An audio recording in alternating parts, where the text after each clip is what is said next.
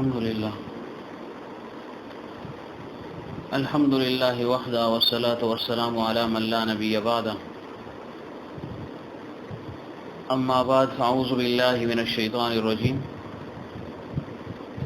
بسم الله الرحمن الرحيم.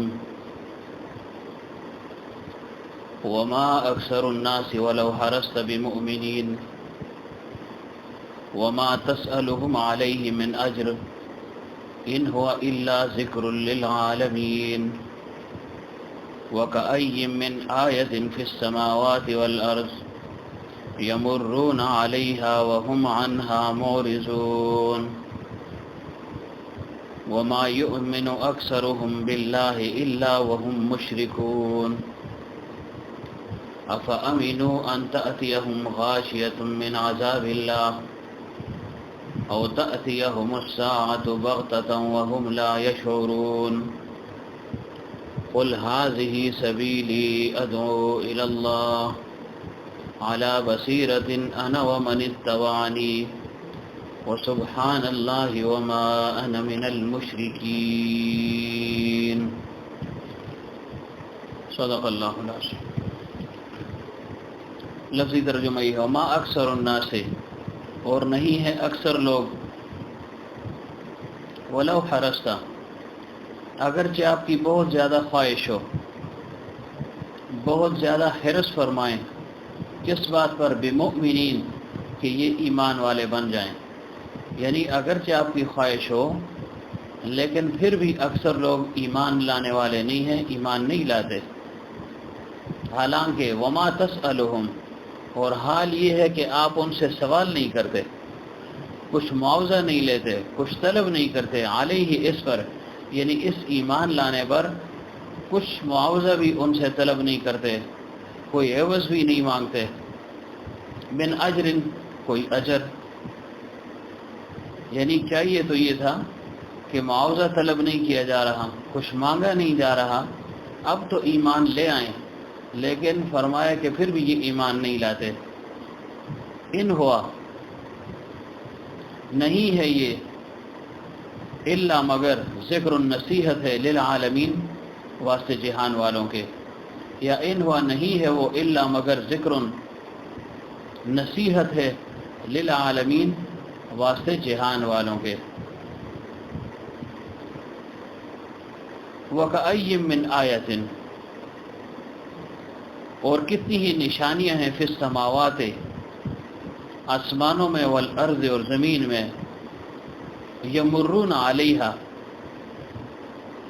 یہ گزرتے ہیں اس پر، یا جن پر ان کا گزر ہوتا ہے، وہم، اور پھر بھی وہ عنہا، اس سے، معرضون، اعراض کرتے ہیں، توجہ نہیں کرتے، صرف نظر کرتے ہیں. وما یؤمن،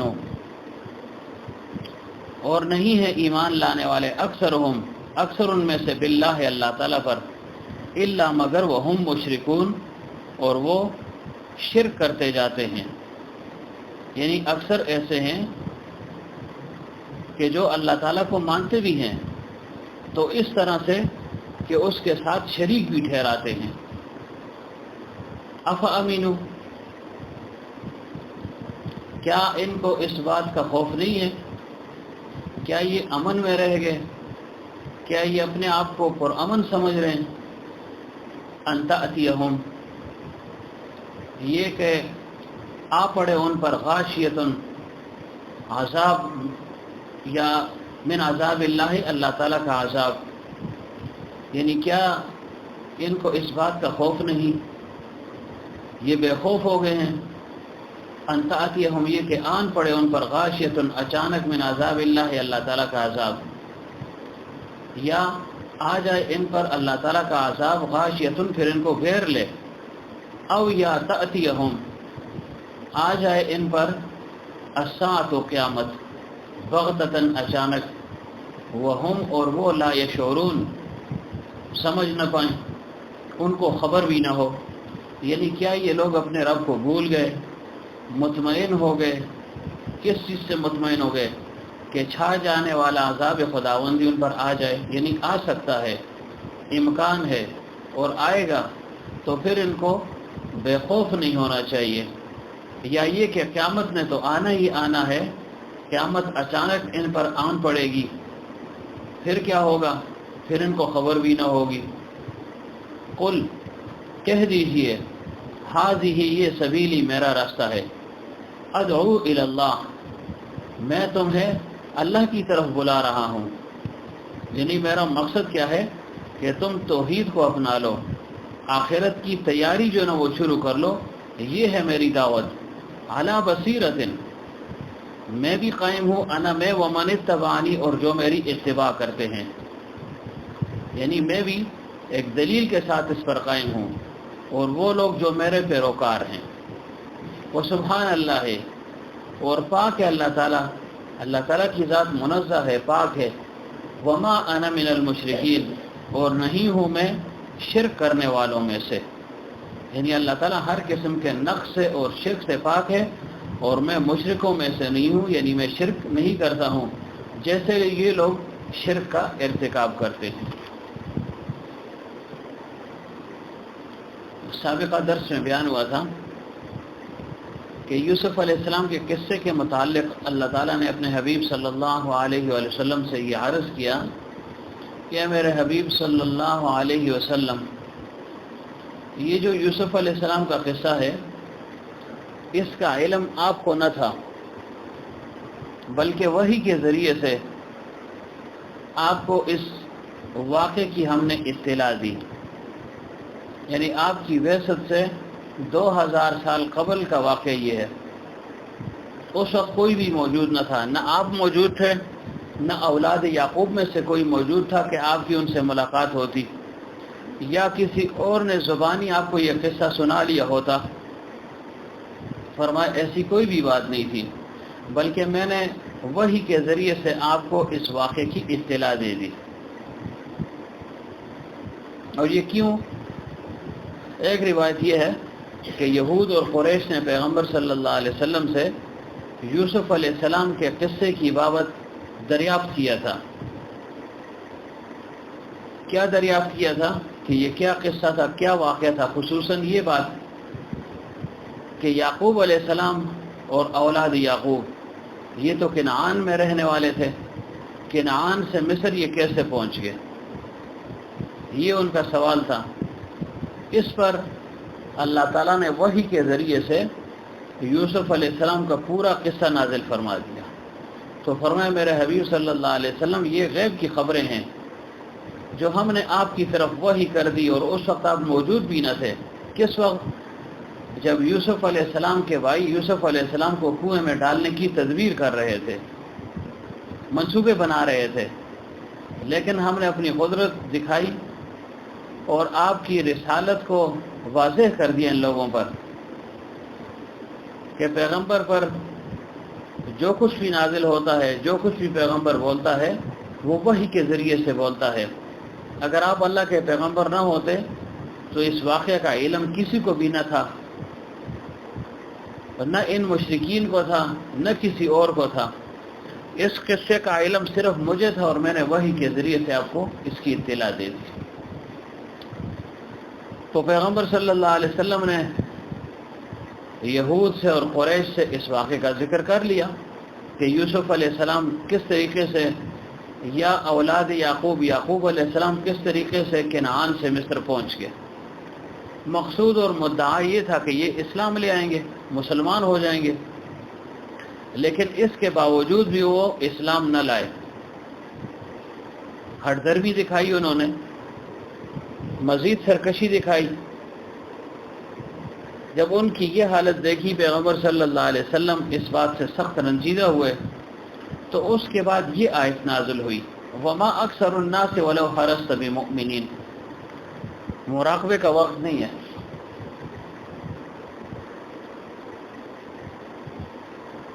مراقبے کا وقت پھر ہو گیا، میں کہہ دوں گا مراقبہ کر لیں آپ۔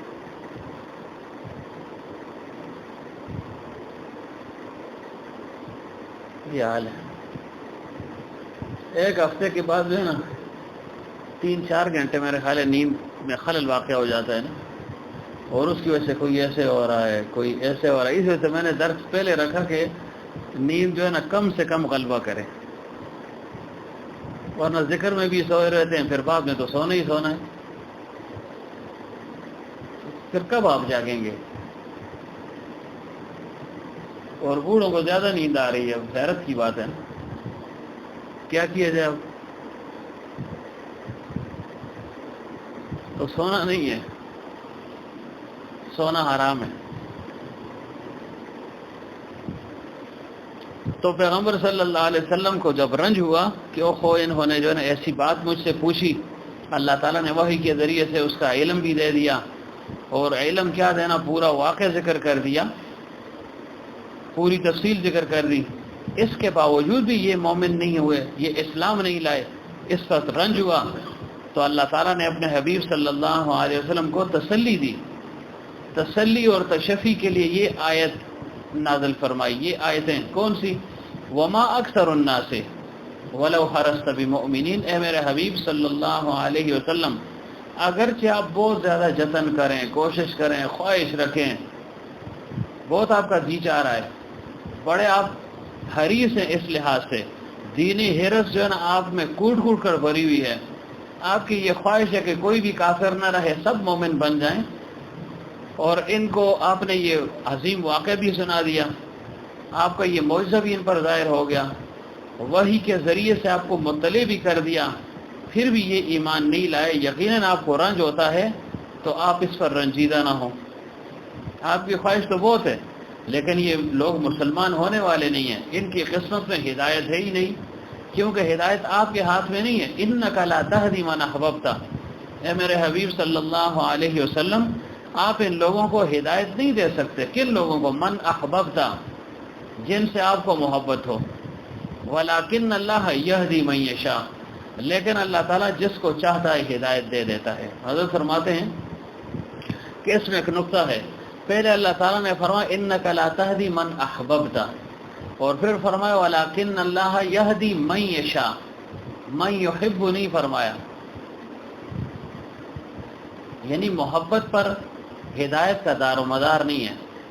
اللہ تعالیٰ فرماتے ہیں کہ اگر محبت پر دار و مدار ہوتا، جس کو آپ چاہتے اس کو ہدایت مل جاتی، ایسے ممکن نہیں ہے، بلکہ میں جس کو چاہوں تو اس کو ہدایت دے دیتا ہوں۔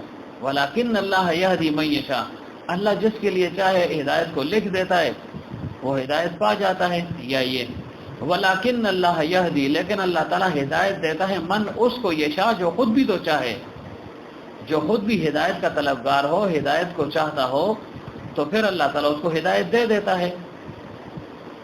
تو گویا ہدایت دینا یہ اللہ تعالیٰ کی مشیت ہے، اللہ تعالیٰ کے ارادے کے ساتھ مربوط ہے۔ اللہ تعالیٰ جس کو چاہے گا ہدایت دے دے گا، اگرچہ آپ بہت کوشش بھی کریں، لیکن ہدایت یہ پا نہیں سکتے، کیونکہ ان کے اندر وہ جذبہ ہی نہیں ہے جو ہدایت کے لیے ضروری ہے۔ تو فرمایا میرے حبیب صلی اللہ علیہ وسلم، یہ لوگ ایمان لانے والے نہیں، اگرچہ آپ جو ہے نا اپنے آپ کو کتنا ہی تھکا دیں، کتنے ہی رنجیدہ رہیں، کتنی ہی فکر کریں، اب ان کی قسمت میں نہیں ہے۔ حالانکہ بات یہ ہے وَمَا تَسْأَلُهُمْ عَلَيْهِ مِنْ أَجْرٍ، آپ ان سے کچھ مانگتے بھی نہیں ہے کہ بھائی دنیا میں کوئی چیز کسی کو دی جاتی ہے تو وہ اس کا معاوضہ طلب کرتا ہے، اجر طلب کرتا ہے، کچھ نہ کچھ مانگتا ہے کہ بھائی میں تمہارے ساتھ اچھائی کر رہا ہوں، بھلائی کر رہا ہوں، احسان کر رہا ہوں، اس کے بدلے احسان کرو۔ تو فرمایا آپ ان سے کچھ مانگ بھی نہیں رہے، مفت کی دعوت ہے، توحید کی دعوت دے رہے ہیں۔ چاہیے تو یہ تھا کہ یہ آپ کی آواز پر لبیک کہہ دیتے، لیکن یہ پھر بھی ماننے والے نہیں ہیں۔ آپ معاوضہ بھی طلب نہیں کر رہے، لیکن یہ پھر بھی مانگتے جو ہے نا ماننے والے نہیں ہیں۔ ان ہوا الا ذکر للعالمین، یہ تو ایک نصیحت ہے عالم کے لیے، جہان والوں کے لیے ایک نصیحت ہے۔ اب اللہ تعالیٰ نے ان کے لیے لکھ دیا کہ یہ کافر رہیں گے، یہ خود بھی جو ہے نا کفر پر انہوں نے فیصلہ کر لیا ہے، ایمان نہیں لائیں گے، لہٰذا یہ باتیں آپ ان پر اثر نہیں کرتی، اگر آپ ان کو سدھا معجزات ہی کیوں نہ دکھا دیں، لیکن پھر بھی یہ انکار کرنے والے ہیں۔ لہٰذا آپ اپنے آپ کو اتنی مصیبت میں نہ ڈالیں، کیوں؟ یہ قرآن پاک تو محض ایک عمومی نصیحت نامہ ہے، نصیحت نامہ ہے جس کو ماننے میں پیسے وغیرہ صرف نہیں کرنے پڑتے، کچھ بھی دینا لینا دینا نہیں ہے، لیکن جو نہ مانے گا تو اتمام حجت ہو جائے گی۔ کیا مطلب؟ اے میرے حبیب صلی اللہ علیہ وسلم، آپ نے اتمام حجت کر دی ہے، آپ نے سب کچھ ان کو بتا دیا ہے، بلغ ما انزل الیک پر آپ نے عمل کر دیا ہے۔ اللہ نے فرمایا بلغ ما انزل الیک، اے میرے حبیب صلی اللہ علیہ وسلم جو کچھ آپ کی طرف نازل ہوا ہے ان لوگوں تک پہنچا دیں۔ آپ نے پہنچا دیا ہے، آگے عمل کرنا نہ کرنا اس میں آپ جو ہے نا اپنے آپ کو کیوں کھپاتے ہیں، کیوں جو ہے نا رنجیدہ ہوتے ہیں، کیوں دلگیر ہو رہے ہیں؟ آپ کو دلگیر نہیں ہونا چاہیے، جو آپ کا کام ہے وہ آپ نے کر دیا ہے۔ آگے ہدایت کا ملنا نہ ملنا، ہدایت کا دینا نہ دینا، یہ میرا اپنا کام ہے، میں جس کو چاہوں ہدایت دے دوں، تو آپ نے اس پر رنجیدہ نہیں ہونا۔ تو حضرت فرماتے تھے کہ یہ حرص جو ہے نا یہ اچھی حرص ہے، ایک دنیاوی حرص ہے، ایک دینی حرص ہے۔ تو فرمائے ایسی حرص جو ہے نا ہر پیغمبر اور ان کے متبعین اللہ والے کی بھی ہوتی ہے۔ ہر شخص کی جو ہے نا یہ حرص ہونی چاہیے کہ میں خود بھی دیندار بن جاؤں، میری اولاد بھی دیندار بن جائے، میرے اقارب، رشتہ دار، دوست، احباب یہ دین پر آ جائیں، دیندار بن جائیں۔ یہ حرص ہونی چاہیے، لیکن ہم میں نہیں ہے۔ دنیاوی حرص تو ہے، زلمے خان کہے کہ جو ہے نا ایک دکان سے 2 ہو جائیں، 2 سے 3 ہو جائیں، 3 سے 4 ہو جائیں، ایک بیٹا ایک دکان پر ہو، دوسرا دوسرے پر ہو، تیسرا تیسرے پر ہو، چوتھا چوتھے پر ہو۔ لیکن اگر دین کا معاملہ آ گیا بس کہیں گے اس ایک کو جو ہے نا ہم نے مدرسے میں داخل کر دیا، یہ عالم بن گیا، بس بہت ہے۔ وہ بھی وہ بچہ جو ہے نا علم کے لیے ہم مخصوص کرتے ہیں کہ جو ہے نا نکھٹو سا ہو، جو کسی کام کا نام کہتے ہیں بس اس کو مدرسے میں پا چھوڑو۔ عام جو ہے نا یہ ترتیب ہے، ٹیک نہیں لگانی، اس کو جگاؤ یار، ماشاء اللہ، ادھر باپ سو گیا ادھر بیٹا سو گیا، جو سوئے گا اس کو جو ہے نا پھر کرسی پہ ہم کھڑا کریں گے، ایک کرسی کے اوپر کھڑا ہوگا، دوسرا کرسی کے نیچے بیٹھے گا۔ دیکھیں آج ماشاءاللہ جو ہے نا ریاض صاحب بھی آ گئے، پھر آپ نہیں مانتے نا، سب کہیں سبحان اللہ۔ واہ کتنے دور سے ہیں دیکھیں۔ تو بہرحال کیا عرض کر رہا تھا کہ یہ حرص ہونی چاہیے، دینی حرص ہونی چاہیے، اور ہر اولاد میں سے ہر ایک کے لیے ہونی چاہیے۔ ہاں یہ الگ بات ہے کہ اولاد میں جو ہے نا ایسی تڑپ ہی نہ ہو، جذبہ ہی نہ ہو، تو وہ تو الگ بات ہے، لیکن جذبہ سب کے لیے ایک جیسا ہونا چاہیے، نہ ہو کہ ایک کو جو ہے نا دیکھا کہ بھائی یہ جو ہے نا کسی کام کا نہیں ہے، سادہ بادہ آدمی ہے، چلو جو ہے نا اس کو مدرسے میں داخل کر دو، قرآن پاک کے لیے بٹھا دو، اس کو حفظ کرا دو، ناظرہ پڑھا دو، چلو کتاب وغیرہ پڑھ لی تو پڑھ لی، ورنہ مسجد اس کو مل ہی جائے گی، گزارا کرتا رہے گا۔ ایسا نہیں ہونا چاہیے۔ حرص ہو دینی اور مکمل حرص ہو، جیسے دنیاوی حرص ہوتی ہے نا، میں چاہتا ہوں، آپ چاہتے ہیں، شاہ صاحب چاہتے ہیں، سب کے بھائی جو ہے نا بیٹا ہے جو ہے نا ایک انجینئر بن گیا، دوسرا بھی بن رہا ہے، تیسرا بھی بن رہا ہے، اس کو اچھی نوکری ملے، اس کو بھی ملے، اس کو بھی ملے، اس کو بھی ملے، یہ سب کا جو ہے نا یہی جذبہ ہوتا ہے۔ تو دینی جذبہ کتنا ہے یہ چیز دیکھنی ہے۔ اب اللہ تعالیٰ نے فرما دیا میرے حبیب آپ جو ہے نا کچھ طلب بھی نہیں کر رہے ہیں اور رنجیدہ بھی ہو رہے ہیں، تو یہ حرص تھی نا، دینی حرص تھی کہ یہ لوگ جہنم سے بچ جائیں، اللہ تعالیٰ کے عذاب سے یہ بچ جائیں۔ آخر میرے امتی ہیں، تو امتی اگر جہنم میں جائے گا تو پیغمبر کو تکلیف تو ہوگی، کیوں؟ جیسے فرمایا وہ ازواجہم امہاتہم، کہ ازواج مطہرات یہ امت کی مائیں ہیں، تو فرمایا کہ پیغمبر وہ اب لکم، اب لہم، کہ پیغمبر کی حیثیت باپ کی سی ہے۔ تو باپ یہ کبھی نہیں چاہتا کہ میری اولاد غلط رستے پر چلے، اللہ تعالیٰ کی نافرمان بن جائے، بغاوت اور سرکشی کرنے لگ جائیں، اس کا انجام کیا ہوگا؟ پھر جہنم ہوگا۔ تو پیغمبر صلی اللہ علیہ وسلم کو یہ فکر تھی، تو یہی فکر ہر مومن کو، ہر مسلمان کو ہونی چاہیے کہ میری اولاد ہے، کم از کم میں اپنی طرف سے بھرپور کوشش کروں کہ یہ راہ راست پر آ جائیں اور نیک راستے پر چل پڑیں، نیک اور صلحاء لوگوں کے ساتھ ان کا اٹھنا بیٹھنا ہو، قرآن اور حدیث کے ساتھ ان کا شغف ہو، تعلق ہو، محبت ہو، یہ چیز پیدا ہو جائے۔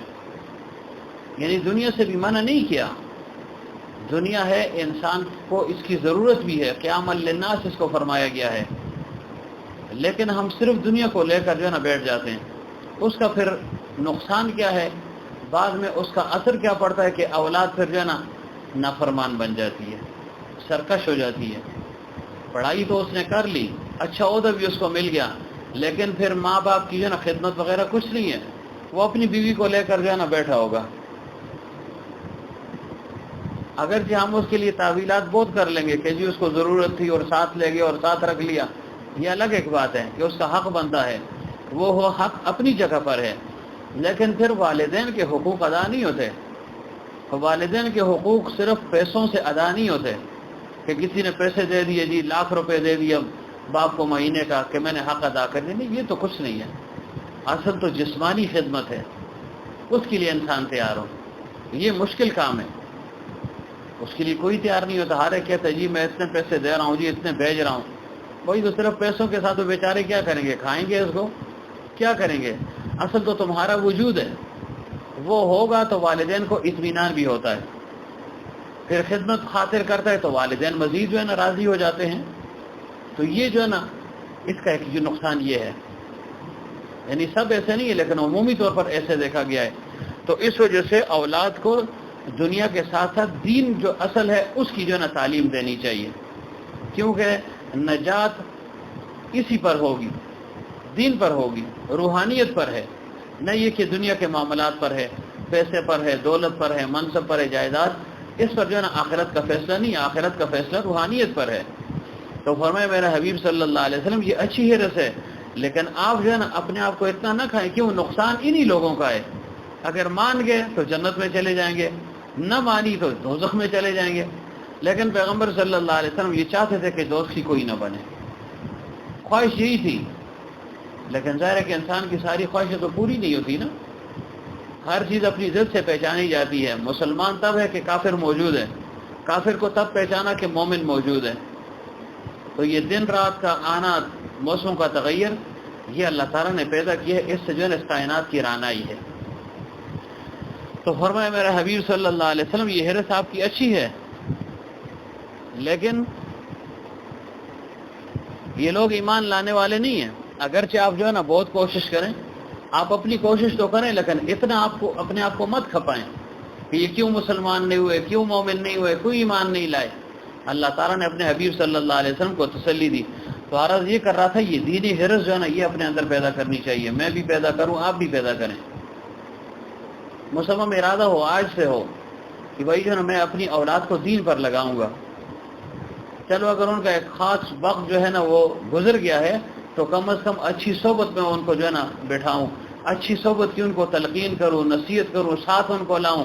ساتھ نہیں لا سکتا ہوں تو جو موجود قریب کے بزرگ ہیں، علماء ربانی نے، ان کی صحبت میں بیٹھنے کا ان کو کہہ دوں. اتنا ہر جو ہے نا باپ کا حق بنتا ہے کہ اپنی اولاد کو یہ نصیحت کرے ہو، کیونکہ اولاد سے والدین کے متعلق اور والدین سے اولاد کے متعلق پوچھا جائے گا.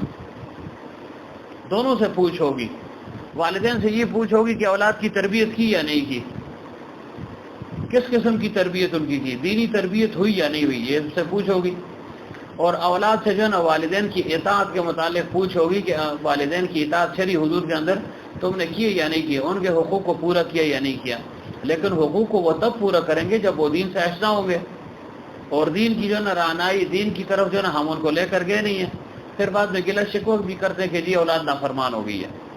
تو ظاہر وہ نافرمان اس وجہ سے ہوئی کہ ہم نے بنیاد ہی خراب کر دی. ان کی بنیاد مضبوط ہوگی، بنیاد صحیح ہوگی، دین پر بنیاد ہوگی تو آگے بچہ جو ہے نا وہ اچھا ہوگا.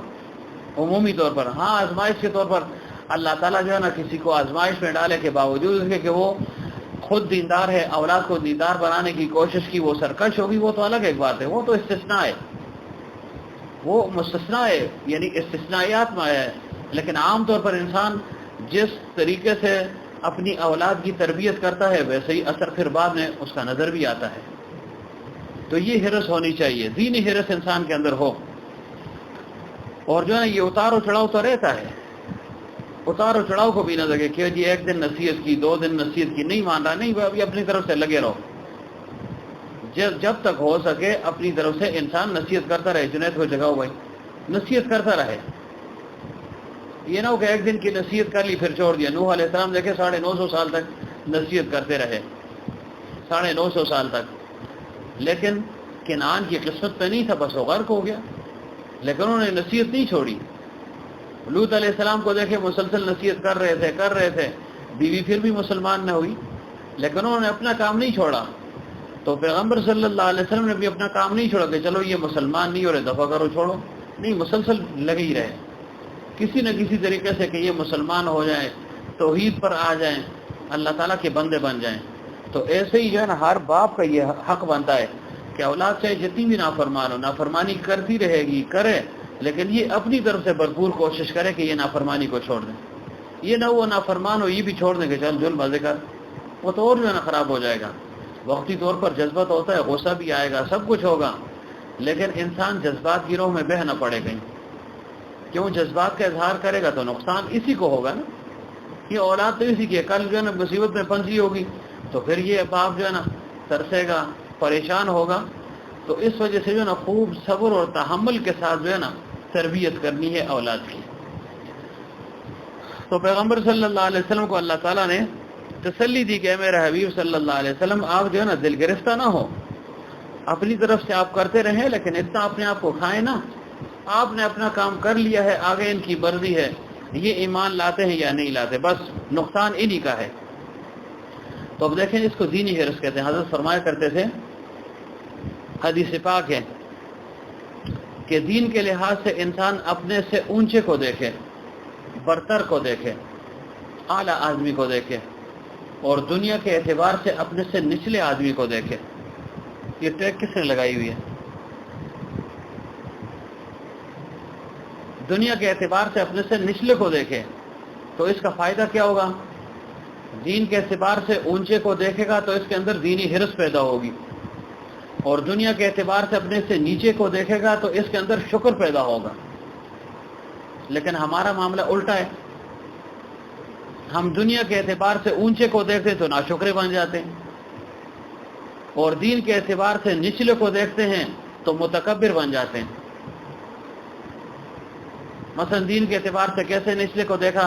آج ہم سب نے جو ہے نا تہجد پڑھی، تہجد کا اہتمام کیا، باہر نکلے دیکھا ہاں فیصل نے دیکھا، دوسرے کو، دوست کو، احباب کو، ہاں جی کس طرح خیر خیریت فلانا نماز پڑھی ہے، اصل تہجد بھی پڑھی آج.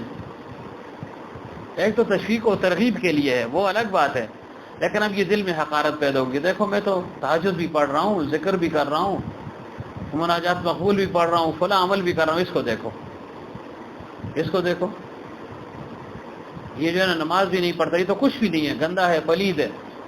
تو ظاہر ہے انسان گر جائے گا اس سے. تو فرمائے دین کے اعتبار سے اپنے کو اونچے کو دیکھو کہ بھئی میں جو ذکر کر رہا ہوں وہ تو تہجد بھی پڑھ رہا ہے، وہ تو نوافل بھی پڑھ رہا ہے، وہ تو صدقات اور خیرات بھی دیتا ہے، تو اس کے اندر یہ دینی حرص پیدا ہوگی. اور دنیا کے اعتبار سے ہم کیا کرتے ہیں؟ ہمارا معاملہ چونکہ الٹا ہے، دنیا کے اعتبار سے اونچے کو دیکھتے ہیں. اگر کوئی لاکھ روپے کماتا ہے تو وہ کہ تو لینا بگدین اسی کے رہے تو 2 لاکھ کما دے. پھر کہے گا یار میری تو جو ہے نا 30,000 تنخواہ ہے، نجم دی 70,000 تنخواہ ہے. وائے دیکھو یار میرا بھائی ہے یہ تو 70,000 لے رہا ہے، تو ناشکری پیدا ہوگی نا. تو فرمایا کہ دنیا کے اعتبار سے اپنے سے نچلے لیول والے کو دیکھے. مثلا استاد ہے تو وہ یہ دیکھے کہ بھائی یہ فلانا آدمی تو کلاس 4 ہے، کلاس 4 یہ سوچے کہ بھائی میں تو چلو آرام سے تو ہوں، سائے میں تو ہوں، سکون میں تو ہوں، کرسی پر بیٹھ بھی جاتا ہوں، آرام بھی کر لیتا ہوں، استراحت کا موقع بھی مل جاتا ہے. یہ دیکھو باہر جو ہے نا روڈ پر بیچارہ بیٹھا ہوا ہے، سارا دن جو ہے نا پتھر کوٹ رہا ہے، لگا ہوا ہے، پسینے سے شرابور ہے، اور پھر شام کو 700 800 500 مل گئے. ایک دن کام ہے، 2 دن کام نہیں ہے، 2 دن ہے تو 3 دن نہیں ہے، مجھے تو مستقل جو ہے نا تنخواہ مل رہی ہے. تو ایسے انسان جب اپنے سے نچلے کو دیکھے گا تو اس کے اندر شکر کا جذبہ پیدا ہوگا، ناشکری پیدا نہیں ہوگی. اور دین کے اعتبار سے اپنے سے اونچے کو دیکھے گا تو اس کے اندر دینی حرص پیدا ہوگی. لیکن ہمارا معاملہ چونکہ الٹا ہے، ہم دین کے اعتبار سے نچلے کو دیکھتے ہیں، حقارت پیدا ہو جاتی ہے، تکبر میں مبتلا ہو جاتے ہیں. اور دنیا کے اعتبار سے یعنی اپنے سے اونچے کو دیکھتے ہیں تو پھر کیا شکوہ اور شکایت شروع ہو جاتی ہے، ناشکری شروع ہو جاتی ہے کہ وہ میرے پاس تو کچھ نہیں ہے. حالانکہ ہر انسان کے پاس اتنی دولت ہے کہ اس کا احسان نہیں ہو سکتا. صحت دیکھیں اللہ تعالیٰ نے کتنی بڑی نعمت دی ہے. صحت جب ختم ہو جاتی ہے، بیمار انسان پڑ جاتا ہے، کوئی عضو اس کا تلف ہو جاتا ہے، اس میں حلال اس میں آ جاتا ہے، کمزوری اس میں آ جاتی ہے، پھر سمجھے یار یہ صحت تو بہت بڑی نعمت ہے. تو اس وجہ سے حضرت فرمایا کرتے تھے کہ انسان کو ہر حال میں جو ہے نا اللہ تعالیٰ کا شکر ادا کرنا چاہیے، اور اپنے اندر جو ہے نا دینی جذبہ اور دینی حرص جو ہے نا یہ پیدا کرنی چاہیے. تو فرمایا کہ اے میرے حبیب صلی اللہ علیہ وسلم آپ جتنی بھی کوشش کریں یہ ایمان لانے والے نہیں ہیں، لیکن آپ رنجیدہ نہ ہو. کیوں رنجیدہ نہ ہو؟ اب اللہ تعالیٰ جو ہے نا مزید تسلی دے رہے ہیں اپنے حبیب صلی اللہ علیہ وسلم کو. کیا تسلی دے رہے ہیں؟ اے میرے حبیب صلی اللہ علیہ وسلم آپ دیکھتے نہیں ہیں وَقَأَيٍّ مِّنْ آیَةٍ فِي السَّمَاوَاتِ وَالْأَرْضِ، میری کتنی نشانیاں ہیں، زمین میں ہیں، آسمانوں میں ہیں. ان نشانیوں پر آپ بھی غور کریں اور یہ لوگ بھی جو ہے نا اس پر غور کریں. یمرون علیہا، یہ لوگ دن بھر جو ہے نا اس پر گزرتے ہیں، دیکھتے ہیں، عجائبات کو دیکھتے ہیں. میں نے کیسے خوبصورت پہاڑ پیدا کیے، کیسے دریا میں نے پیدا کیے، کیسے جو ہے نا درخت میں نے پیدا کیے، کیسی کائنات میں نے پیدا کی. یہ دن رات اس کا مشاہدہ کر رہے ہیں، دیکھ رہے ہیں. لیکن پھر بھی وہم عنہا معرضون، یہ پھر بھی اس سے اعراض کر رہے ہیں، یعنی پھر بھی سرتابی کر رہے ہیں، پھر بھی اس کا انکار کرتے ہیں، پھر بھی صرف نظر کرتے ہیں، پھر بھی میری توحید کا اقرار نہیں کرتے. وما یؤمن اکثرهم باللہ الا وهم مشرکون، ایمان نہیں لاتے. جو تھوڑے بہت کہتے ہیں کہ ہم ایمان لاتے ہیں، ان کا ایمان بھی ایسا ہے کہ وہ مشرکانہ ایمان ہے. کیسے مشرکانہ ہے؟ کہ وہ کہتے ہیں یا اللہ تجھے بھی مانتے ہیں اور جس کو تو نے شریک کیا اس کو بھی مانتے ہیں. تو ان کی توحید ایسی ہے کہ یا اللہ ہم جو ہے نا تجھے بھی مانتے ہیں، تیری جو ہے نا عبادت ہم کرتے ہیں، تیرے ساتھ کوئی شریک نہیں، لیکن وہ شریک جس کو تو نے شریک ٹھہرایا تو ظاہر یہ شرک ہے. تو فرمایا میرے حبیب صلی اللہ علیہ وسلم اب دل گرفتہ نہ ہو، میری توحید وہ حصی طور پر ان کو نظر آ رہی ہے کہ کائنات میں غور و فکر کریں کہ اللہ تعالیٰ نے انسان کو بنایا. یہ خود اپنی تخلیق پر غور و فکر کریں کہ اللہ نے ہمیں بنایا. کائنات میں جو کچھ بھی ہے انہیں معلوم ہے کہ یہ میں بنانے والا ہوں، ان کو نظر بھی آ رہا ہے، سب کچھ یہ دیکھ رہے ہیں. جب یہ سب کچھ دیکھنے کے باوجود بھی، محسوس کرنے کے باوجود بھی، مشاہدے کے باوجود بھی انکار کر رہے ہیں، تو آپ کی رسالت، آپ کی نبوت تو حصی نہیں ہے، وہ تو معنوی ہے. یعنی آپ کی رسالت اور نبوت ایسی ہے کہ آپ کا جسم مبارک تو نظر آ رہا ہے، لیکن آپ کے کمالات ان کو نظر نہیں آ رہے، جبکہ میرا کمال ان کو نظر بھی آ رہا ہے کہ دریاؤں کو میں نے پیدا کیا ہے، انسانوں کو میں پیدا کر رہا ہوں، دن رات کو لانے والا میں ہوں، سورج کو میں طلوع کرتا ہوں، سورج کو میں غروب کرتا ہوں، چاند نکالنے والا میں ہوں، ستاروں کو میں نکالتا ہوں. یہ دن رات کا تغیر، دن رات کا الٹنا پلٹنا، یہ سب ان کے سامنے ہے. تو ان کو چاہیے تھا کہ میری توحید کا تو اقرار کر لیتے. سب کچھ مشاہدے میں آنے کے باوجود یہ میرا انکار کر رہے ہیں، تو آپ کی نبوت اور رسالت کا اگر انکار کر دیا تو آپ کیوں خفا ہو رہے ہیں؟ اپنے حبیب صلی اللہ علیہ وسلم کو اللہ تعالیٰ نے ایسے تسلی دی. تو معلوم کیا ہوا کہ اگر کوئی جو ہے نا دل گرفتہ ہو تو انسان اس کو جو ہے نا تسلی دے سکتا ہے. تسلی دے، اس کو سونا نہیں ہے کمر، اس کو تسلی دے. مثلا ایک شخص دین کا کام کر رہا ہے، لگا ہوا ہے، لیکن اس کو حت الامکان یا حت المقدور جیسے وہ چاہ رہے کامیابی نہیں ہو رہی، تو دوسرا اس کو تسلی دے سکتا ہے. اب پیغمبر صلی اللہ علیہ وسلم کی طرف سے کمی تو کچھ نہیں تھی، لیکن اللہ نے اپنے حبیب صلی اللہ علیہ وسلم کو کیسی تسلی دی. تو معلوم ہو کہ کوئی شخص دل گرفتہ ہو، مصیبت میں گرفتار ہو، چاہے دینی مصیبت ہو چاہے دنیاوی مصیبت ہو، دوسرے کو چاہیے کہ اس کو تھوڑی سی تسلی بھی دے دے، یہ نہ وہ مزید اس کو مایوس کر دے. مثلا کوئی بیمار ہے تو یہ طریقہ ہے، سنت طریقہ ہے کہ اس کے پاس جا کر کیا کہے گا؟ لا باس طہور انشاءاللہ. بھائی ٹھیک ٹھاک ہے تو کہے گا، لے تو بس ٹھیک ہو جاؤ گے، 2-4 دن کی بات ہے، دوائی کھاؤ ٹھیک ہو جاؤ گے. لا باس طہور انشاءاللہ، کوئی غم اور فکر کی بات نہیں ہے، انشاءاللہ جو ہے تندرست ہو جاؤ گے. اب ہے مریض ہے، ممکن ہے بعض مریض جو ہے نا قریب المرگ ہوں، لیکن فرمائے اس کو تسلی دو. اسی طرح ایک شخص جو ہے نا دین کا کام کر رہا ہے، لگا ہوا ہے، لیکن لوگ اگر اس کی طرف راغب نہیں ہو رہے تو جو احباب وغیرہ ہیں، پیروائی ہیں یا جو بھی ہیں، وہ اس کو تسلی دیں جی کہ آپ اپنا کام کر رہے ہیں، بس آپ کو اللہ تعالیٰ اجر دے دے گا نا. لوگ آئیں یا نہ آئیں، آپ کو اس سے جو ہے نا کیا غرض ہے؟ اپنے کام میں آپ کمی نہیں کر رہے اور کمی نہیں کرنی چاہیے، آگے معاملہ جو ہے نا اللہ تعالیٰ پر چھوڑ دیں. تو اللہ تعالیٰ نے اپنے حبیب کو جو ہے نا تسلی دی ہے. تو جب پیغمبر وقت کو تسلی مل رہی تو عام آدمی تو تسلی کے زیادہ قابل ہے کہ اس کو تسلی دی جائے. مثلا مریض اس کو تسلی دی جائے کہ بھائی اللہ تعالیٰ تمہیں صحت دے دے گا، دیکھو جو ہے نا اب اچھے بھلے ہو گئے، اب چلنے کے قابل ہو گئے ہو، اب بولنے کے قابل ہو گئے ہو. اس سے جو ہے نا اس کا دل بڑھے گا. یہ نہ وہ کہ جی میں تو جو ہے نا کام نہیں کر سکتا ہوں یا اٹھ نہیں سکتا ہوں یا بول نہیں سکتا ہوں یا چل نہیں سکتا ہوں، اور ہم کہ ہاں جی واقعی جی بڑا مند ہو جائے جی، بس اللہ کی مرضی ہے. تو اس سے مزید اس کا دل جو ہے نا ٹوٹ جائے گا. نہیں، اس کو جو ہے نا اس کو یعنی موٹیویٹ، آپ کہتے ہیں نا اس کو موٹیویٹ کریں، اس کا دل جو ہے نا بڑھائیں. یہ نہ ہو کہ بس جو وہ تو ویسے بھی رنجیدہ ہے، مایوس ہو چکے ہیں، آپ جو ہے اس کے مایوسی میں جو ہے نا مزید اضافہ کر رہے ہیں. نہیں، اس کی مایوسی میں اضافہ نہیں کرنا، اس کی مایوسی کو ختم کرنا ہے. تو فرمایا میرے حبیب صلی اللہ علیہ وسلم اگر یہ توحید کے منکر ہو گئے ہیں تو آپ کی رسالت کا انکار کر لینا کیا تعجب رکھتا ہے؟ کیوں؟ میری نشانیاں ایسی ہیں کہ وہ یہ دیکھ رہے ہیں، ان کو نظر آ رہا ہے. تو معلوم کیا ہوا کہ انسان اس پر غور و فکر کرے. اللہ نے یہ فرمایا وَكَأَيٍّ مِّنْ آیَةٍ فِي السَّمَاوَاتِ وَالْأَرْضِ يَمُرُّونَ عَلَيْهَا.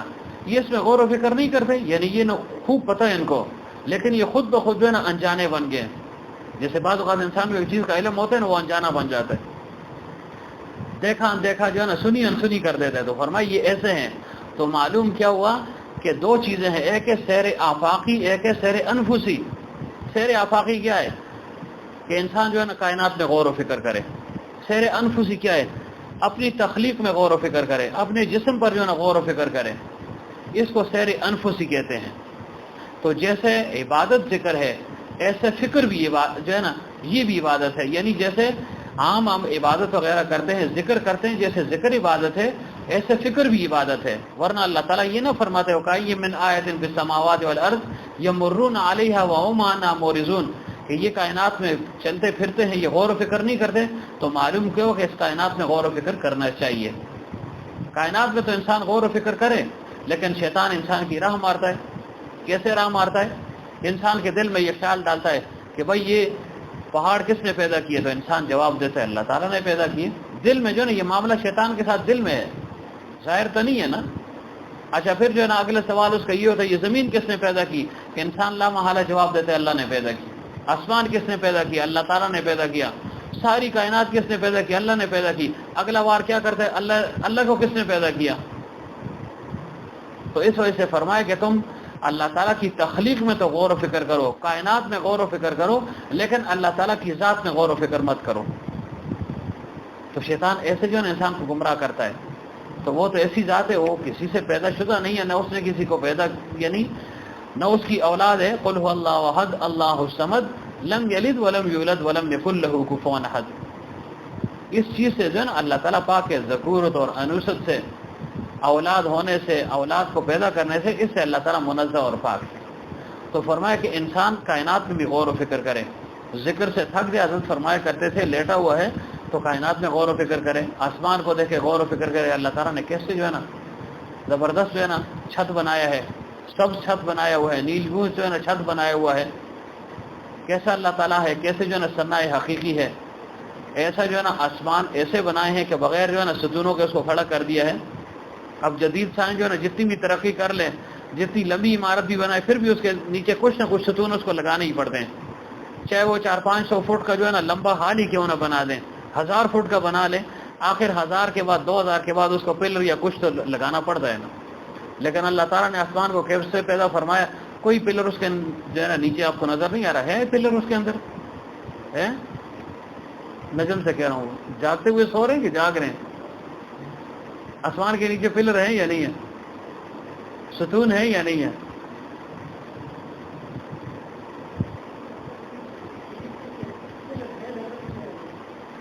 اس کو کیا کہتے ہیں؟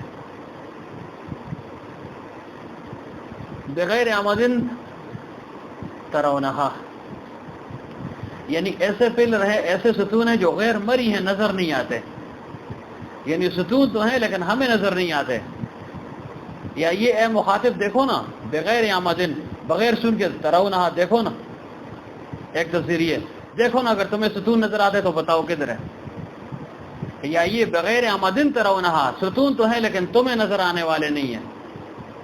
سمجھتی کہ نہ سمجھتی؟ حضرت نے یہ بیان ادھر کیا تھا درس, یہ کون سی سورہ رات ہے نا, کوئی ہے آپ میں سے رمضانی؟ ہاں یہ بیٹھے ہوئے, 1 2 3 2 3 تو ہوں گے, ایک یہ بھی ہے ماشاءاللہ. اور کون ہے؟ وہ بھی ہے. 23-24 پارے تو سے بھی کیے ہوئے. تو یہ کس جو ہے نا سورت کی آیت ہے؟ میرا خیال ہے سورہ رات کی ہے. اتی امر اللہ فلا تستعجلوا. تو حضرت نے فرمایا کہ جو ہے نا غیر مری ستون ہے. یہ پرانی بات ہے, اب تو جو ہے نا یہ چیزیں آسان ہو گئی ہیں. یہ سمجھ لیں کہ سن 92 94 95 کی بات ہوگی. تو جو ہے نا ایک واپیلا کھڑو گے, او جی پیر صاحب کہہ رہے ہیں جی ستون ہے, آسمان جو ہے نا اس کے نیچے ستون ہے, اور کبھی کہتے ستون نہیں ہے. ان بیچاروں نے پڑھا ہی نہیں ہے. اور شبیر احمد عثمانی رحمۃ اللہ علیہ نے کیسی تشریح اس کی فرمائی ہے. مختصر تفسیر ہے لیکن عجیب و غریب تفسیر ہے, پڑھنے کے قابل ہے. اتنا موقع قابل جو ہے نا نجم کے پاس کہ وہ تفسیر پڑھتا رہے. کیا خیال ہے؟ وہ سارے دن ضرب تقسیم ہی کرتے، آج اتنی تنخواہ بڑھتی، اس مہینے میں اتنی بڑھتی ہے، انکریمنٹ لگتی، یہ تو یہی ہو سی، اب میں جو ہے نا ماسٹر بن جاؤں گا، پھر اتنا جو ہے نا اضافہ ہو جائے گا، اب جو ہے نا اس سال میری جو ہے نا فلاں ڈیوٹی لگے گی، اتنے پیسے اس میں ملتے ہیں، ادھر ڈیوٹی لگے گی، اتنے ملیں گے، پھر جو ہے نا آپ موٹر سائیکل ہے، پھر میں جو ہے نا موٹر لے لوں گا، پھر اس کے بعد جو ہے نا ٹرک لے لوں گا، پھر فلانی چیز لے لوں گا، اور فیض جو ہے نا میری طرف دیکھتا ہی رہے گا. ٹھیک ہے، تو کیا میں نے کہا کہ انسان جو ہے نا اس میں غور و فکر کرے. فرمایا کہ کائنات میں غور و فکر کرنا 80 سال کی بے ریا عبادت سے افضل ہے، یا 1 سال کی بے ریا عبادت سے ہی زیادہ افضل ہے. لیکن عام مشہور یہی ہے کہ 80 سال کی بے ریا عبادت سے زیادہ افضل ہے، کہ یہ جو ہے نا غور و فکر کرنا، اس سے بھی انسان اللہ تعالیٰ تک پہنچ جاتا ہے. امام احمد بن حنبل رحمۃ اللہ علیہ کے متعلق آتا ہے، ان سے کسی نے پوچھا آپ نے اللہ تعالیٰ کو کیسے پہچانا؟ فرمایا میں نے توت کے پتے سے اللہ تعالیٰ کو پہچانا. توت کے پتے سے. فرمایا جی یہ کیسے؟ توت کے پتے سے کیسے آپ نے اللہ کو پہچانا؟ فرمایا بھائی توت کے پتے سے ایسے میں نے اللہ کو پہچانا کہ توت کا پتا ہے، ایک ہی ہے، چیز ایک ہی ہے، لیکن جب اس کو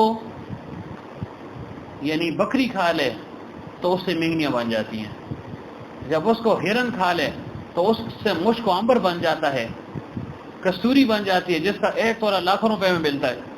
1,20,000 میں غالباً اس کا تولہ ہے. آج سے 3 سال پہلے اس کا یہ ریٹ تھا. ہمارے وہ لیاقت شاہ صاحب ہیں نا پشاور والے، وہ منگواتے تھے اپنے لیے دوائی کے لیے، حکیم صاحب کے لیے. 1,20,000 میں تولہ. اب 1 تولہ کتنا کچھ ہوگا؟ اتنی جو ہے نا مہنگی چیز ہے. اور فرمایا جب اس کو جو ہے نا اونٹ کھا لے تو اس سے جو ہے نا مینگنیاں بن جاتی ہیں. اس کو اگر ریشم کا کیڑا کھا لے توت کو تو فرمایا اس سے جو ہے نا ریشم بن جاتے ہیں، سلک ورم. کیسی جو ہے نا عجیب تخلیق ہے اس کی کہ وہ ریشم کو تیار کرتا ہے اور اب اندر ہی اندر جو ہے نا اپنے آپ کو بند کر دیتا ہے. کبھی آپ نے اس کو دیکھا ہے؟ ریشم جو بنتا ہے اس کیڑے کو آپ نے دیکھا ہے؟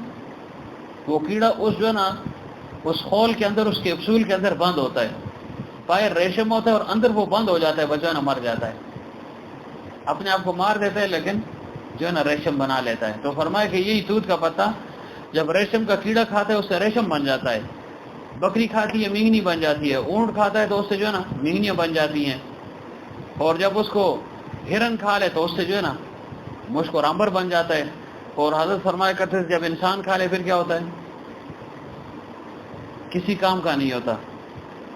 اگر جانور کھا لے تو اس سے چلو آپ کو جو ہے نا کچھ تو مل جائے گا نا، جلانے کے کام تو آ جائے گا نا، کہ نہیں؟ کوشان ہم کہتے ہیں نا، آپ کیا کہتے ہیں اس کو؟ ہاں کچھ تو کام آ جاتا ہے نا. ماسکین جو ہے نا اس کو بنا لیتی ہیں، پھر جو ہے نا ہوتا بٹے تھپ چھوڑ رہی ہیں جلدی، ایک دن میں خشک ہو گیا پھر اگلے دن اس کو استعمال کر لیتی ہیں. آگ کے کام آ جاتی ہے نا، اگر اور نہیں تو چلو کھاد کے کام آ جاتی ہے نا. اور انسان اگر کھا لے تو جو ہے نا اس سے بدبو ہی ہوتی ہے، کسی جو ہے نا استعمال میں نہیں آتی. اوپر سے جو ہے نا وہ خوشبودار ڈال رہے. حضرت فرماتے تھے کہ انسان اپنی تخلیق پر غور و فکر کرے. اس کو جو ہے نا سیر انفسی کہتے ہیں، کہ میں جو ہے نا اوپر سے جو ہے نا مرغن کھا رہا ہوں، جتنا مرغن کھائے گا اتنا بدبودار نکلے گا، اور جتنا سادہ کھائے گا تو اتنی جو ہے نا خیریت رہے گی، بدبو کم سے کم ہوگی. تو اوپر سے بریانی کھا رہا ہے نا، سب کچھ کھا رہا ہے، نیچے سے جو ہے نا کیا نکل رہا ہے. تو اب تو انسان بھی کھا رہا ہے لیکن اس سے کیا بن جاتا ہے. تو انسان اس پر غور و فکر کر کے یا اللہ تو نے جو ہے نا کیسے مجھے خوبصورت بنایا، کیسے جو ہے نا میری پردہ پوشی فرمائی ہے، کہ اوپر سے جو ہے نا میں تو بڑا خان بن رہا ہوں اور بڑا متکبر بن رہا ہوں، لیکن اندر جو ہے نا میرا کیا ہو رہا ہے. بیت الخلاء میں جائے تو انسان پر اپنی حقیقت خوب آشکارا ہو جاتی ہے، واضح ہو جاتی ہے. تو انسان کا تکبر خود بخود ٹوٹ جاتا ہے. سونا نہیں ہے، ابھی جو ہے نا ختم کر رہا ہوں انشاءاللہ، پھر اس کے بعد آپ لوگوں نے ذکر بھی کرنا ہے، ٹھیک ہے نا. 4:30 میں نے کہا تھا لیکن نماز تھوڑی لیٹ ہو گئی نا. آپ کی چائے بھی ماشاءاللہ کافی لمبی چائے تھی. تو کیا عرض کر رہا تھا کہ کائنات پہ غور و فکر کرنا 80 سال کی بے ریا عبادت سے افضل ہے. غالباً امام صاحب رحمۃ اللہ علیہ کا واقعہ ہے، ان سے کسی نے پوچھا، یا امام مالک رحمۃ اللہ علیہ کا، کہ آپ نے اللہ تعالیٰ کو کیسے پہچانا؟ فرمایا کہ میں نے اللہ تعالیٰ کو ایسے پہچانا، میں نے مرغی اور چوزے سے اللہ تعالیٰ کو پہچانا، مرغی کے انڈے سے اور چوزے سے میں نے اللہ کو پہچانا. کہ جی یہ کیسے آپ نے اللہ کو پہچانا، کیا مطلب؟ یعنی اس کو سمجھانے کے لیے، ورنہ تو اللہ تعالیٰ کی نشانیاں تو بہت ہیں، لیکن وہ چونکہ عام آدمی تھا اور عام فہم انداز میں سمجھانے کے لیے فرمایا کہ جی یہ کیسے، مرغی سے، انڈے سے، چوزے سے کیسے؟ فرمایا میں جو ہے نا موجود تھا، ایک مرغی کو میں نے دیکھا، اس کے نیچے انڈے رکھے ہوئے تھے، انڈوں کا وقت پورا ہو چکا تھا، اس نے جو ہے نا انڈوں کو چونچ ماری، اس سے جو ہے نا وہ بچہ نکل گیا، چوزا نکل آیا، چوزا ادھر ادھر پھر رہا تھا، جیسے ہی نکلا ادھر ادھر جو ہے نا گھوم رہا تھا، اتنے میں نے دیکھا اوپر سے چیل نے جو ہے نا اس پر جو ہے نا جپٹ ماری، چیل اس پر حملہ آور ہوا، ٹپس پہ ٹوپ ہوئی، اوپر سے آیا چیل کہ اب جو ہے نا اس چوزے کو اٹھا لوں، تو وہ چوزا جو ہے نا فوراً ماں کی طرف دوڑا، مرغی کی طرف دوڑا، اور اس کے پروں کے نیچے جو ہے نا وہ چھپ گیا۔ تو میں جو ہے نا غور و فکر کرنے لگا کہ یا اللہ، ابھی تو یہ چوزا پیدا ہوا ہے، ماں نے کوئی تقریر بھی نہیں کی، نہ اس کو اپنے پروں کے نیچے لیا، بس نکلا اور جو ہے نا پھرنے لگ گیا، گھومنے لگ گیا، لیکن یا اللہ یہ کس نے اس کے دل میں یہ بات ڈال دی کہ یہ جو چیل ہے یہ تمہارا دشمن ہے، اور یہ مرغی جو ہے نا یہ تمہاری خیرخواہ ہے، جاؤ جو ہے نا اس کے پروں کے نیچے چھپ جاؤ۔ تو میں اس بات اور اس نتیجے تک پہنچا کہ وہ اللہ تعالیٰ کی ذات ہے کہ اندر ہی اندر اس کو جو ہے نا الہام کر رہا ہے، اس کو اندر ہی اندر الہام کر دے کہ یہ مرغی تمہاری خیرخواہ ہے، تمہاری ماں ہے، یہ تمہیں بچا سکے گی، اور یہ چیز جو ہے نا تمہارا دشمن ہے۔ تو اس کو کیا کہتے ہیں؟ اس کو غور و فکر کہتے ہیں۔ اللہ تعالیٰ نے خود فرمایا گا نا انظروا الی ثمرہ اذا اثمر وینہ، کہ انسان تو دیکھتا نہیں ہے، انظروا الی ثمرہ، اس پھل کو ذرا دیکھو، پھل کو دیکھو، کیا دیکھو؟ انظروا الی ثمرہ اذا اثمر، اس کے پھل کو دیکھو جب یہ پھل بڑھ رہا ہو، بن رہا ہو، اور پھر وینہ، اور اس کے پکنے کو بھی دیکھو نا۔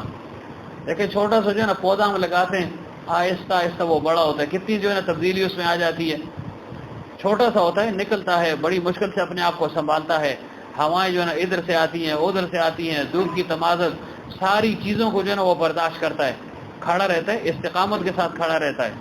تو پودے سے حضرت فرمایا کرتے تھے سبق لینا چاہیے کہ اتنا سا پودا ہے، معمولی سا ہے، لیکن کتنی تیز ہوا چلتی ہے، وہ جو ہے نا کھڑا رہتا ہے، ہوا گرانے کی کوشش کرتی ہے، پھر جو ہے نا اٹھ جاتا ہے، سورج اس کو جلانے کی کوشش کرتی ہے، لیکن وہ کھڑا ہے کہ جو بھی ہو میں نے جو ہے نا سر اٹھانا ہے، زمین سے نکلا ہے، ظاہر ہے اتنی مدت تک زمین میں رہا، وہ تواضع اختیار کیا، اب اللہ تعالیٰ اس کو عروج دے رہا ہے۔ تو فرمایا ایسے ہی انسان پر جو ہے نا مختلف حالات آئیں گے، یہ نہ ہو کہ وہ حالات سے جو ہے نا متاثر ہو کر جو ہے نا وہ گر جائے، نہیں، یہ جو ہے نا نقص کی علامت ہے، یہ کامل آدمی کی علامت نہیں ہے۔ تو فرمایا دیکھو جو ہے نا کیسے جو ہے نا کومپل اس کے نکلتے ہیں، پھر جو ہے نا آگے اس میں چھوٹے چھوٹے پھول نکل آتے ہیں، پھر ایسے دیکھتے دیکھتے دیکھتے پھر جو ہے نا پھل نکل آتے ہیں، پہلے جو ہے نا وہ سبز ہوتا ہے، ترش ہوتا ہے، ترش بھی نہیں ہوتا بلکہ تلخ ہوتا ہے، کڑوا ہوتا ہے، پھر اس کے بعد اس میں ترشی آ جاتی ہے، پھر اس کے بعد اس میں یعنی وہ پیلاہٹ سی آ جاتی ہے، پھر اس کے بعد اس میں سرخی آ جاتی ہے، پھر اس کے بعد اس میں مٹھاس آ جاتی ہے۔ تو فرمایا انظروا الی ثمرہ اذا اثمر وینہ، اے بندے اس کو دیکھو، اس کے پکنے کو دیکھو۔ تو اللہ تعالیٰ نے خود دعوت دی ہے، اس کو کیا کہتے ہیں؟ اس کو سیر افاقی کہتے ہیں، اس کو فکر کہتے ہیں۔ تو ذکر کی طرح فکر جو ہے نا یہ بھی بہت بڑی عبادت ہے۔ تو فرمایا میرے حبیب صلی اللہ علیہ وسلم یہ جو ہے نا کائنات میں یہ غور و فکر نہیں کرتے، خوب غور و فکر کر رہے ہیں، دیکھ رہے ہیں، یمرون علیہا وہم عنہا معرضون، لیکن یہ پھر بھی اعراض کرتے ہیں، وما یؤمن اکثرهم باللہ الا وهم مشرکون، لیکن اس کے باوجود بھی یہ جو ہے نا ریاکاری سے کام لیتے ہیں، شرک سے کام لیتے ہیں۔ اور یہ کس وجہ سے فرمایا کہ مشرکین کا طریقہ کیا تھا کہ جب یہ یعنی طواف وغیرہ کرتے تو کیا کرتے کہ جب طواف کرتے، حضرت ابن عباس رضی اللہ عنہ فرماتے ہیں تو لبیک لبیک کہتے، ایسے جو ہے نا حرم شریف کا طواف کرتے، تو پہلی جو ہے نا خباثت ان کی کیا تھی؟ اپنا جو ہے نا خود ساختہ دین تھا، قمر سونا نہیں ہے، کہ یہ ننگے ہو کر طواف کیا کرتے تھے۔ کہ یہ ننگے ہو کر کیوں کرتے ہو طواف؟ کہ بھئی یہ جو کپڑے ہم نے پہنے نا یہ گناہوں سے جو ہے نا تلویث ان کی ہو چکی ہے، خراب ہو چکے ہیں، ان کپڑوں میں جو ہے نا ہم اللہ تعالیٰ کی عبادت نہیں کر سکتے، ننگے دڑنگے پھر تک۔ لیکن جو کہ اس معاشرے میں یہ چیز جو ہے نا عام تھی، اس وجہ سے ان کو قباحت نظر نہیں آ رہی۔ جب تو ہمیں عجیب لگتا ہے نا کہ بھئی ننگا آدمی کیسے جو ہے نا طواف کرے گا، احرام کی حالت تو اور ہے لیکن ننگا آدمی کیسے کرے گا؟ لیکن وہاں یہ چیز عام ہو چکی تھی، جیسے جو ہے نا مغرب زدہ لوگوں میں اب جو ہے نا وہ کپڑے تو نہیں پہنتے نا، وہ نکر سب پہن لیتے ہیں، اوپر جو ہے نا وہ کچھ ہوتا یا نہیں ہوتا پھرتے ہیں، لیکن ہمارے لیے مشکل ہے نا، کیوں؟ ہمارا مزاج، ہمارا جو ہے نا یہاں کی تہذیب و تمدن الگ ہے، وہاں کی الگ ہے۔ تو ایسے عرب میں بھی یہ معیوب نہیں سمجھا جاتا تھا، وہ ننگے دڑنگے جو ہے نا طواف کرتے تھے۔ تو یہ ان کا طریقہ تھا، ننگے طواف کرتے اور کیا کہتے لبیک لبیک، جیسے ہم کہتے ہیں کہ یا اللہ ہم حاضر ہیں حاضر ہیں حاضر ہیں، تیرا کوئی شریک نہیں ہے مگر وہ شریک جس کو تو نے شریک ٹھہرایا۔ کیا مطلب؟ یعنی جو اپنے معبودان باطل تھے ان کی طرف اشارہ کرتے تھے، یا جو اس وقت ان کے راہب تھے، یا جو ان کے پادری سمجھ لیں، یا ان کے جو علماء تھے، بڑے لوگ تھے، ان کے متعلق کہتے کہ یا اللہ تیرے ساتھ تو کوئی شریک نہیں، لیکن وہ شریک ہے جس کو تو نے شریک ٹھہرایا۔ ایک تفسیر یہ ہے۔ دوسری یہ ہے کہ مشرکوں کی یہ جو نا شرک آمیز دعا کب ہوتی تھی کہ جب وہ آسائش و فراغت کے زمانے میں ہوتے تھے، یعنی جب سب جو ہے نا ہریالی ہوتی، فراوانی ہوتی، ہماری طرح ہم بھی ویسے ہی ہیں، آسائش ہو کشائش ہو، تو پھر وہ کیا کہتے، پھر اللہ کو بھول جاتے، پھر کہتے یا اللہ تجھے بھی مانتے ہیں لیکن جن کو تو نے پیدا کیا ان کو بھی مانتے ہیں۔ تو یہ تو توحید نہ ہوئی، ظاہر ہے شرک آمیز جو ہے نا توحید ہوگی۔ لیکن پھر کیا کرتے کہ جب جو ہے نا کہیں سفر کرنا ہوتا، اذا رکبوا فی الفلک دعوا اللہ مخلصین لہ الدین فلما نجاہم الی البر اذا هم یشرکون، کہ جب جو ہے نا سفر کرتے تو ظاہر ہے سمندر کا سفر خطرناک ہے، تو اس میں صرف اللہ کو پکارتے، یا اللہ تو خیریت سے ہمیں پار کر دے، یا اللہ خیریت سے ہمیں پہنچا دے۔ تو دیکھیں وہ طریقہ ہم کرتے یا نہیں کہ جب سختی آتی ہے نا ہاتھ کہتے یا اللہ بس مڑی توبہ ہوں، لیکن جب وہ خشکی پر پہنچ جاتے نا خیریت سے جو ہے نا دریا پار کر لیتے، اذا هم یشرکون، پھر جو ہے نا پرانی حالت پر آ جاتے تھے۔ تو یہ ان کا طریقہ تھا۔ جیسے موسیٰ علیہ السلام کے وقت میں فرعون نے سرکشی شروع کر دی تو اللہ تعالیٰ نے ان پر 9 قسم کے عذابات نازل فرمائے۔ سورہ طٰہٰ میں اس کا تفصیلاً ذکر ہو چکا ہے۔ 9 قسم کے عذاب۔ جب ایک عذاب آتا تو فرعون اٹھ کر جو ہے نا بھاگا بھاگا آتا موسیٰ علیہ السلام کے پاس، کہ موسیٰ بس بس بس میں نے مان لیا تو اللہ کا پیغمبر ہے، لیکن اس عذاب کو اٹھوا دے۔ جب موسیٰ علیہ السلام دعا کرتے عذاب اٹھ جاتا، وہ پھر کہتا میں خدا ہوں، دیکھو نا میں نے عذاب اٹھا دیا۔ پھر کوئی اور عذاب آ جاتا تو پھر موسیٰ علیہ السلام کے پیچھے بھاگا بھاگا آتا کہ بس ہے موسیٰ میری توبہ ہے، توبہ ہے توبہ ہے، بس اس عذاب کو اٹھا دو۔ موسیٰ علیہ السلام پھر جو ہے نا ترحم فرماتا کہ شاید یہ مسلمان ہو جائیں۔ جب عذاب اٹھ جاتا وہ پھر سرکشی کر لیتے۔ تو وہی حال مشرکین مکہ کا تھا کہ جب آسائش اور فراغت کا زمانہ ہوتا تو پھر اللہ کے ساتھ باقیوں کو بھی شریک کرتے کہ بھائی اب تو آسانی ہے، لیکن جب کسی مصیبت میں مبتلا ہوتے تو پھر جو ہے نا صدق کے دل سے اللہ تعالیٰ کو پکارتے، لیکن جب مصیبت ختم ہو جاتی تو پھر جو ہے نا اپنے معبودان باطل کو پکارنے لگ جاتے تھے۔ تو فرمایا میرے حبیب صلی اللہ علیہ وسلم آپ ان لوگوں کو دیکھتے نہیں ہیں، یہ جو ہے نا میری عبادت بھی کرتے ہیں اور ساتھ جو ہے نا شرک بھی کرتے ہیں، میرے ساتھ دوسروں کو بھی شریک ٹھہراتے ہیں۔ جب ان کا یہ حال ہے، باوجود کہ سب کچھ انہوں نے دیکھ لیا، بال لیا، سب کچھ میں نے ان کو دے دیا، یہ اگر میرا انکار کر رہے ہیں تو اگر آپ کی جو ہے نا رسالت کا، آپ کی نبوت کا انکار کر لیا تو آپ اس پر دل گرفتہ نہ ہو، اور دل گرفتہ اس لیے نہ ہو کہ آپ نے جو کچھ کر لیا اس کا انجام اور اس کا نتیجہ، اس کی جزا، اس کا ثواب اور اجر آخرت میں آپ کو ملے گا، جس کو قیامت کہتے ہیں، اور ان کو اس کی سزا ملے گی جو کچھ بھی کر رہے ہیں، عذاب کی صورت میں، سختی کی صورت میں، سانپوں کی صورت میں، ان کو ضرور بے ضرور جو ہے یہ عذاب چکھنا پڑے گا، اگرچہ یہ قیامت کا انکار کر رہے ہیں۔ افامنوا ان تأتیہم غاشیۃ من عذاب اللہ، کیا یہ جو ہے نا بے امن ہو گئے، یہ بے خوف ہو گئے ہیں؟ ان تأتیہم غاشیۃ من عذاب اللہ، کہ اللہ تعالیٰ کا عذاب جو ہے نا آ جائے ان کو گھیر لے، کیا یہ بے خوف ہو گئی؟ ان کو بے خوف نہیں ہونا چاہیے۔ او تأتیہم الساعۃ بغتۃ وہم لا یشعرون، یا یہ کہ قیامت اچانک آ جائے گی اور ان کو پکڑ لے گی، پھر جو ہے نا یہ واویلا کرتے رہیں گے۔ تو فرمائے آپ دل گرفتہ نہ ہو، یہ قیامت کا دن اللہ تعالیٰ نے اس لیے پیدا کیا ہے کہ تاکہ مظلوم کو اس کے ظلم کا بدلہ دلوایا جا سکے، اور ظالم کو اس کے ظلم کا جو ہے نا بدلہ دے دیا جائے، مظلوم کے ساتھ بھی انصاف ہو اور ظالم کے ساتھ بھی انصاف ہو۔ دنیا میں حضرت فرماتے تھے نا کہ عام طور پر جو ہے نا کوئی ظالم ہوتا ہے، مظلوم بیچارہ جو ہے نا کچھ نہیں کر سکتا، بس مظلوم ہے، بدلہ نہیں لے سکتا۔ تو فرمائے ایسا ایک دن ہونا چاہیے کہ جس میں ہر ایک کو اس کا پورا پورا حق اور پوری پوری جزا اور پورا پورا اجر اور ثواب یا سزا مل جائے، اور وہ قیامت کا دن ہے۔ تو قیامت جو ہے نا یہ برحق ہے، قیامت ضرور برپا ہوگی۔ تو فرمایا کہ میرے حبیب صلی اللہ علیہ وسلم آپ دل گرفتہ نہ ہو، ابھی یہ نہیں مان رہے تو نہ مانیں، قیامت کا دن آنے والا ہے، سب جو ہے نا ان کا جو ہے نا اگلا پچھلا جو ہے نا صاف ہو جائے گا، اور آپ جو کچھ کر رہے ہیں، جو محنت آپ کر رہے ہیں، تو دنیا میں اگرچہ آپ کو اس کی جزا فی الحال محسوس نہیں ہو رہی، لیکن آخرت میں اس کی جزا آپ کو مل جائے گی، اجر اور ثواب آپ کو مل جائے گا، جنت کی صورت میں، نعمائے جنت کی صورت میں۔ تو اس وجہ سے فرمایا افامنوا ان تأتیہم، یعنی یہ جو آپ کے نہیں مان رہے، تو اس کا مطلب یہ ہو کہ یہ بے خوف ہو گئے، ان کو بے خوف نہیں ہونا چاہیے۔ ان تأتیہم غاشیۃ من عذاب اللہ،